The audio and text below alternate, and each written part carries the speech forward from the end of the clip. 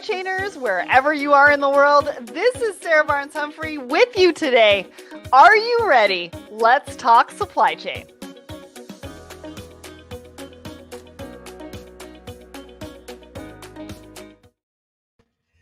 Good morning, everyone, and happy Tuesday. Welcome to Thoughts and Coffee. I am coming at you live from New Orleans. As you can tell, I've got a bit of a head cold, but that's okay. I wanted to be here with you today since we didn't have a show last week. There is so much to talk about. And Audrey Ross, my trade bestie, is joining me as guest today. And so my name is Sarah Barnes-Humphrey. I'm the founder and host of Let's Talk Supply Chain, the Blended podcast, as well as the founder of the Blended Pledge. And we couldn't have this show without our show sponsors. So let's hear a little bit from them. So are you ready to find your community? If you're struggling to find a supply chain community of like-minded professionals where you can level up, network, learn about best practices from experts in supply chain, professional development, and marketing, look no further. Because we created the Secret Society of Supply Chain to provide a safe space, a community for everyone in the industry. We offer unique opportunities for everyone to connect, grow in our three distinct value pack communities. One is the supply chainers, two is the woman in supply chain, and three is the creative room. From the learn at your own pace, content-rich approach and exclusive content of the supply chainers to the empowering community-focused space of women in supply chain and the marketing mastermind of the creative room, we mean it when we say there's truly a place for everyone. So head over to secretsocietyofsupplychain.com and find out which community is right for you.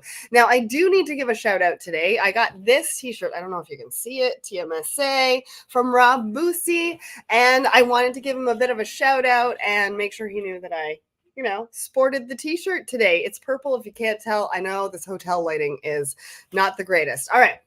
Let's get into what is new at Let's Talk Supply Chain. So we've got a brand new episode. This is episode 411, and we're bridging the digital divide with SDI. Now we're talking about humans and technology, how they can work together. And SDI really came to the table with so many great ways to make this happen. Now, this really is a deep dive into how you can bring your teams together, what it means for your organization, what it means for your supply chain teams. So go and check that out. Spotify, Apple, over on YouTube, and let us know what you think. All right, next, what have we got? So Relax Talks, they're going to be talking about assortment rationalization. Now that's happening tomorrow at 9 a.m. Eastern. You're not going to want to miss that one because they're going to be talking all about assortment from an inventory standpoint, and you're going to learn so much. So click the attend button because even if you can't attend live, we will send you that recording. And then, of course, Christine Barnhart is going to be going live on Wednesday, June 19th at 10 a.m. Eastern for Supply Chain Unfiltered. And she's talking about how to hack your supply chain for the modern world. So again, click the attend button because we want to send you the recording even if you cannot attend live. Next, I want to say a big thank you to our community because we hit 70,000 followers on LinkedIn just 3 days ago. It's a huge milestone and we could not do it without any of you. So thank you so much to the community, to our teams, and everybody for helping us make that happen. What else have we got? We've got our weekly LinkedIn newsletter. It's called the Let's Talk Supply Chain News. Go and check it out. We just released this just the other day. We do it every week and we come at you with some really great supply chain news, hot topics, what's the latest with our podcast and the content, upcoming events, and so much more. What else have we got? Oh, if you haven't checked this out, I had the opportunity to be featured in an interview with EU Automation. And we explored supply chain innovation. We talked about AI, IoT, simulation, collaboration.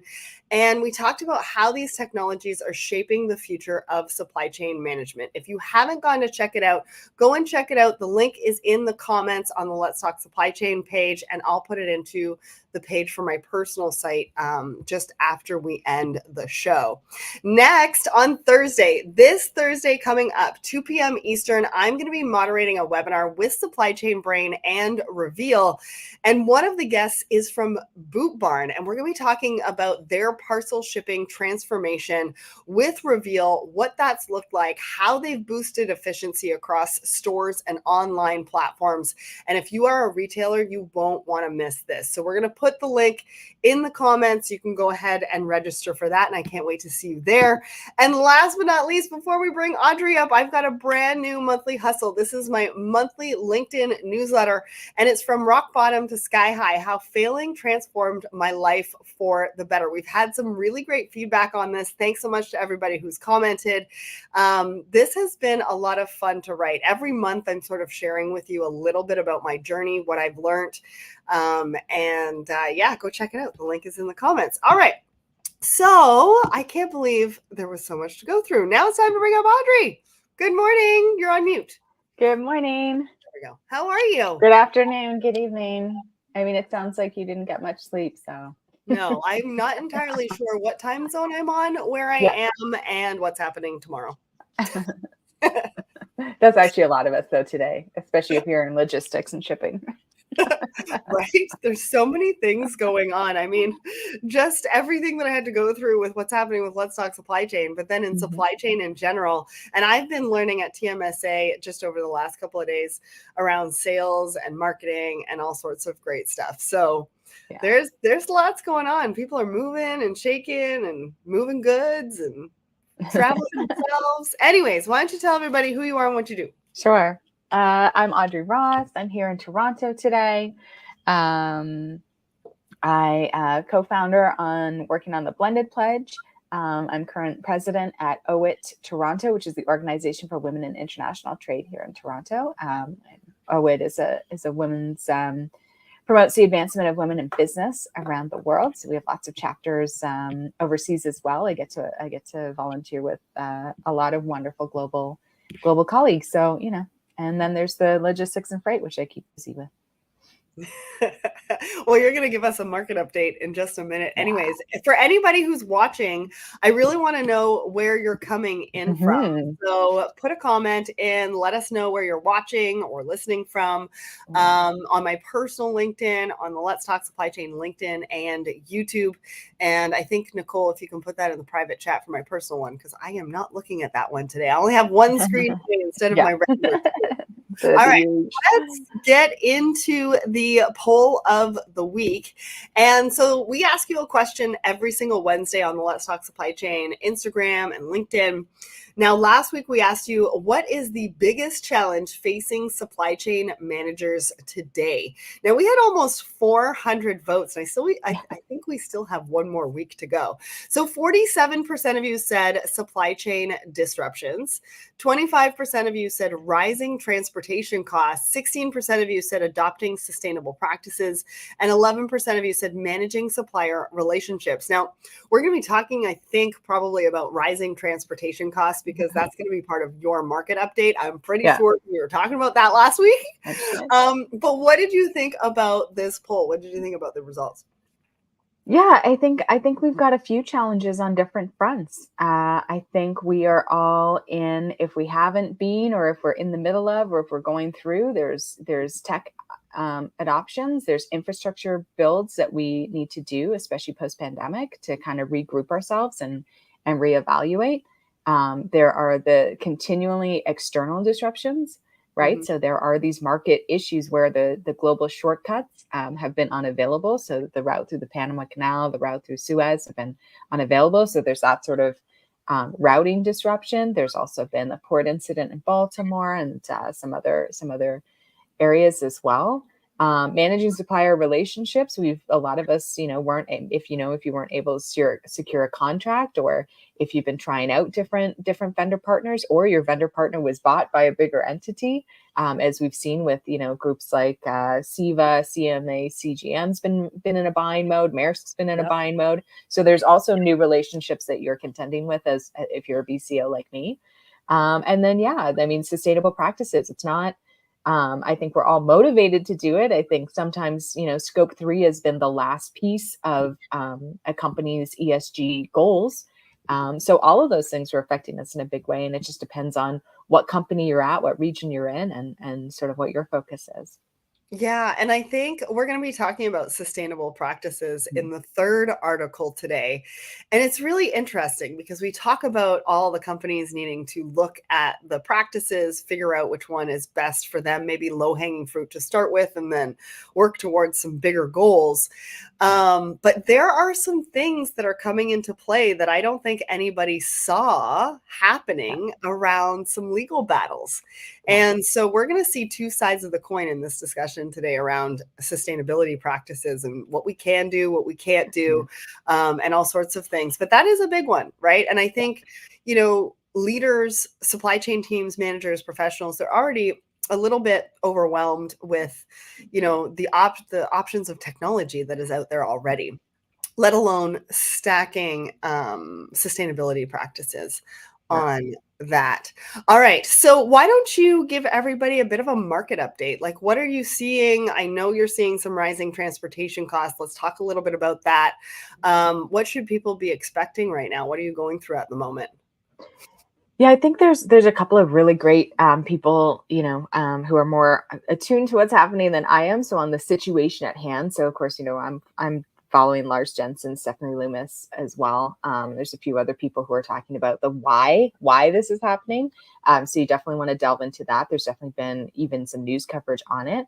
But I think the challenges coming out of that May week-long holiday in China is that we're seeing rising prices and a lack of capacity. So we had some blank sailings. There's a lack of capacity, and in response, I think we've had companies kind of trying to advance or accelerate their shipping. So we're seeing peak season sort of immediately, like in May and June, when we normally would see our peak season in sort of June, July, August.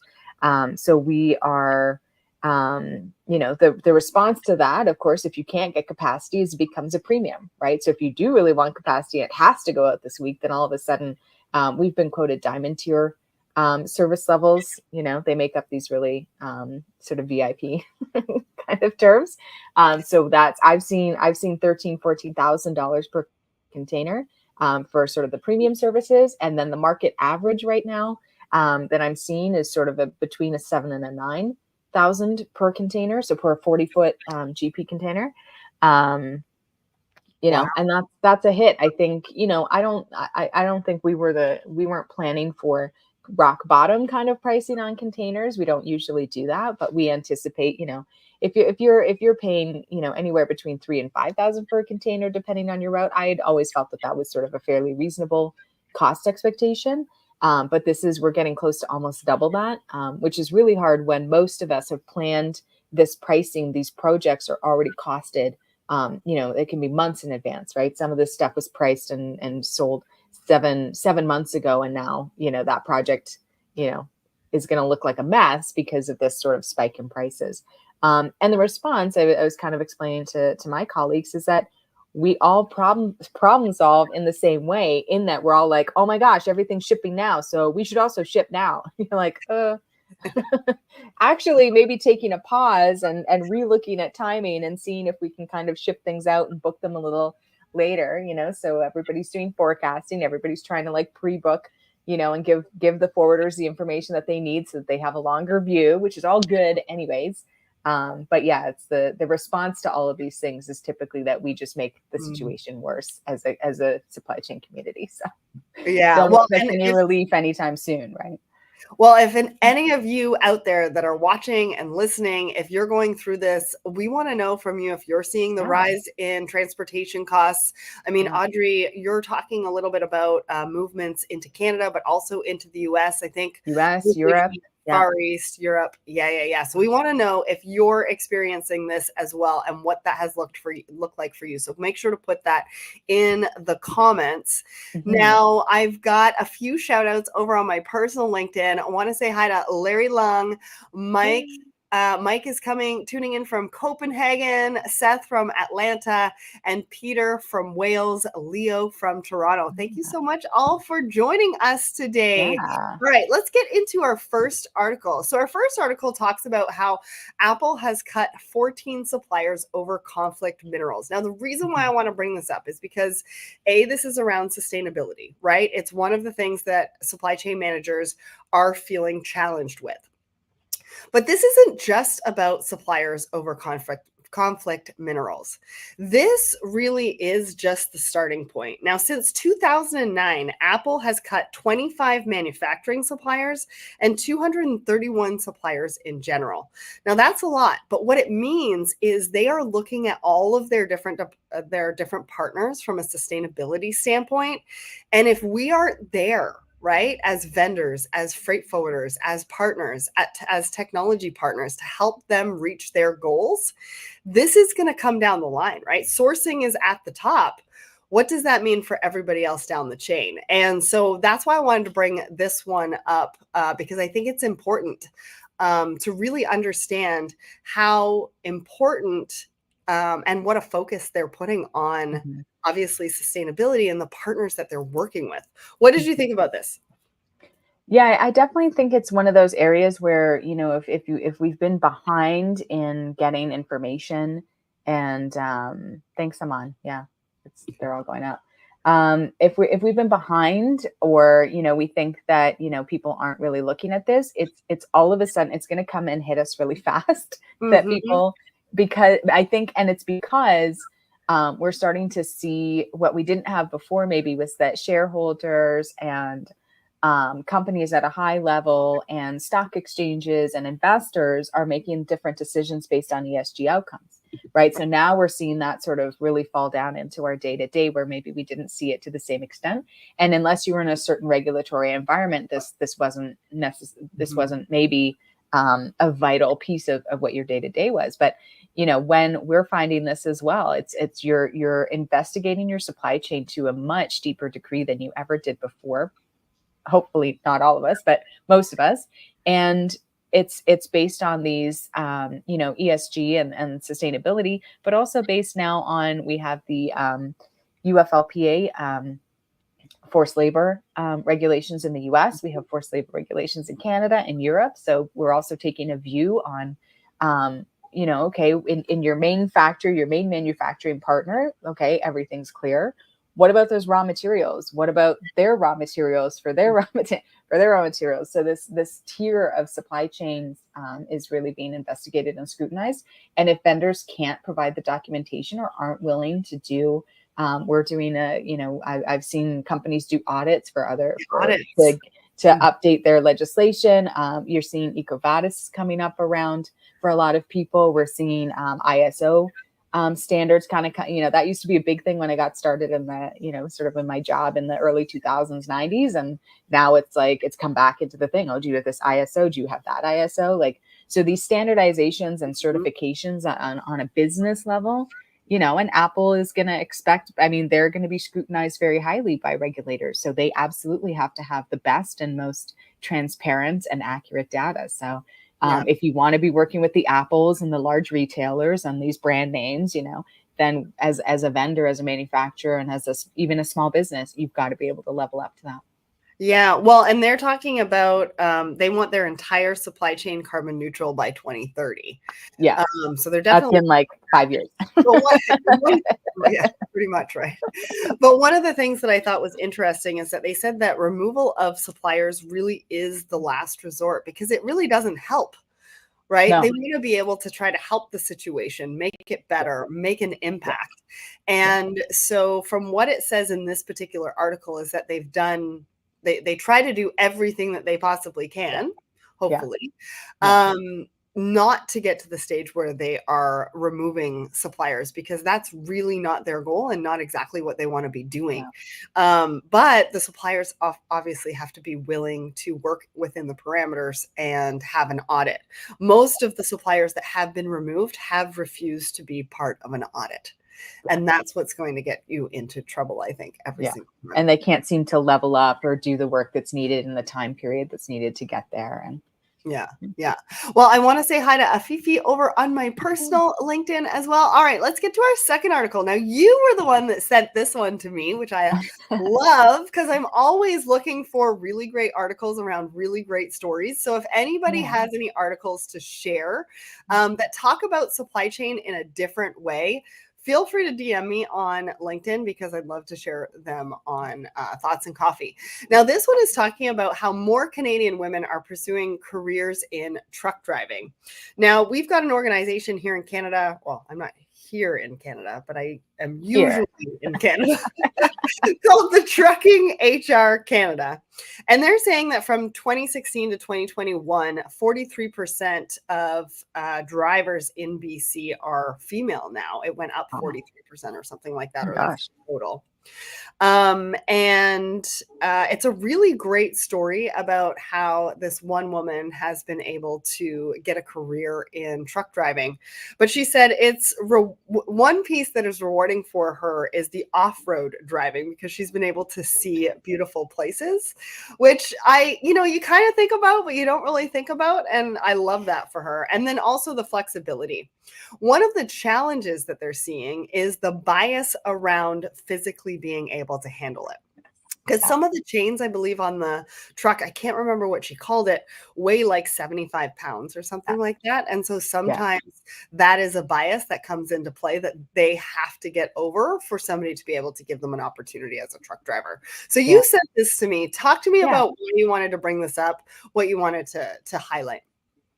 Yeah, I think it highlights a shift in careers that we think people will have, right? We all have our own little inherent bias of who we think works where. Like, what does a truck driver look like? Oh, it's this very strong man, which it could be, but it really can be anyone. And it's nice to see that this, in supply chain, we're expanding and offering greater opportunity, but also it's an interesting job. I mean, if you think about truck driving, not all of us realize how much goes into the transportation of our goods, how many lanes there are, how many routes there are. I have a cousin who's in truck driving, and like the photos and, it's not all fun and games all the time, but like the photos that he's been able to send from the trips that he's experienced cross country in Canada and in the US. I mean, these are beautiful countries. These are beautiful regions. So to be able to have that kind of visual as part of your job experience is wonderful. And I think, around that was another piece around the equipment and around this, like there's these physical requirements, right? And I think I think we get trapped in these, well, you have to be strong to do this job. Do you have to be strong to do a job that we could possibly have a robot or some sort of accommodation or assist to help you with? And is it good for even if you are, a 6'5", 200-pound, he identifier, like, is it good for you to be lifting a 70-pound chain every single day? Are you lifting it properly? Are you bending with your knees? Like, I always, we run into a lot of this kind of perspective of like, well, women don't have the physical strength to do this job. And you're like, why are we insisting that men have the physical strength to do this job when in a lot of cases it's very awkward? You could have, like, how many workplace injuries are there for men that it's just like, oh, well, that's tolerated because, and I'm like, if I can shift the conversation on just those things, like this able-bodied mindset of like, well, if you can't do it, then you can't do this job. And it's like, or we could get like a lift or a lighter chain or a different tech innovation. I don't know, something, but but it's so true, right? Because at the end of the day, a 75-pound chain isn't good for anybody. No, and you're gonna should be lifting that. Yeah, nobody should be lifting that. No human should be lifting that. So, where is the AI and the robots for that? That's true. We need some robots for that. All right. One of the other things that I really liked about this story is they highlighted another woman who was working at the rail yard, and she was working to move cargo from rail to truck and ended up being a division manager. And so I think it's also another way for us to think about getting into the industry and being able to try different things. There's a lot of different ways for us to be able to be drivers, get into the industry and work our way up through different aspects. And so I thought that was a really great story. So it's a video. We've got it in the comments. go and check it out, because Audrey and I really, really liked it. And Yeah, it's a you will too. conversation that we're very passionate about. All right, clearly. All right, so our last conversation, our last article that we're going to highlight, why are luxury brands waging war on upcycled clothing market? Now, Yeah. this one was interesting to me because I never really thought about it. I mean, you go on to these sites or these apps that have, pre-loved goods, this one is, excuse me, more centered around Chanel, because there's a particular person, I believe, that's taking some of the Chanel brand clothing and upcycling it. So what that means is changing it into a different piece of clothing, but still showing that brand very prominently. And what it means to the brands is that they don't have any control, right? They don't have any control over their brand. It's affecting sales, and they're worried about counterfeiting. But they're also clashing with sustainability goals.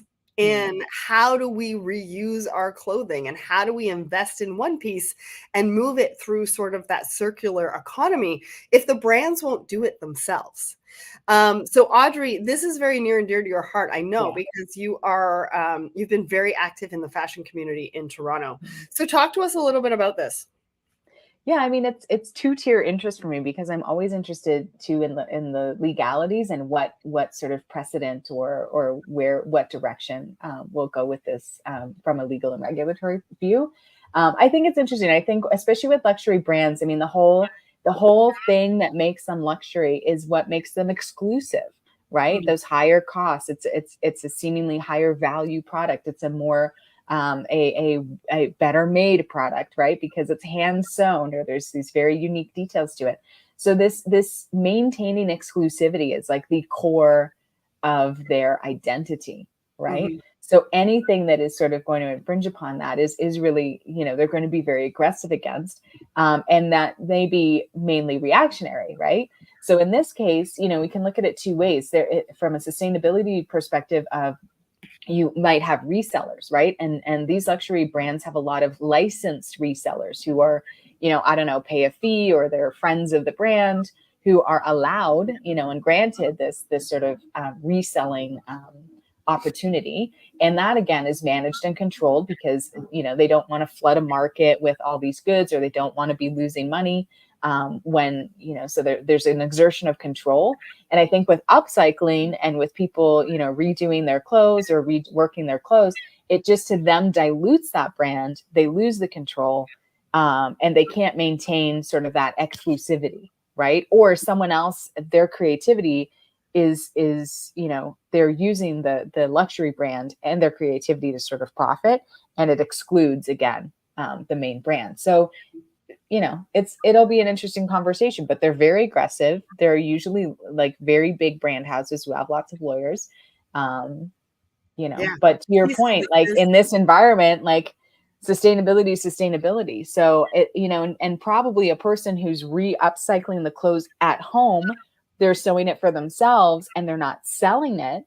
Yeah. That would be okay. But it's when you're starting to make money and as an adjacency to the core brand is when they're going to get aggressive. So yeah.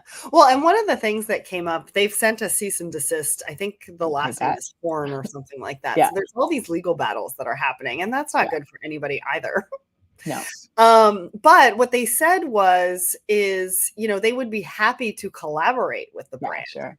And I think that really is, where we need to go with this. If the brand is not ready to upcycle or be part of that circular economy, how do they collaborate with the ones that do want to do it, can do it, and therefore they can have a little bit of control? So I think there is, I don't know. I think there needs to be a little bit more collaboration here for us to and a dialogue, right? Like, and appreciate that. Yeah, I know that's like, oh, this brand makes a bunch of money and who cares? And, but they are a brand for a reason. And there's a reason that people like them. And, if you do kind of, you're kind of going for the core of what makes them, right? Which is that distinction and exclusivity. Yeah. So like either try to collaborate with them or do it in a way that, you can do it, but you can't make money off of, being brand adjacent, right? Because you're effectively copying what they're doing, or you're sort of getting a leg up because of what they've already built and put investment into. Yeah. So All right. it's two ways, right? Well, we are almost at the end. I just wanted to let Mhm. you know. So I was at TMSA. This has already happened. I'm flying home today.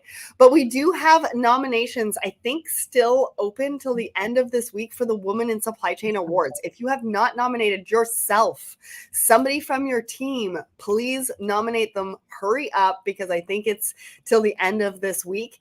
And also take a look at joining me at the Woman in Supply Chain Forum in November as well, because I'd love to see you all there.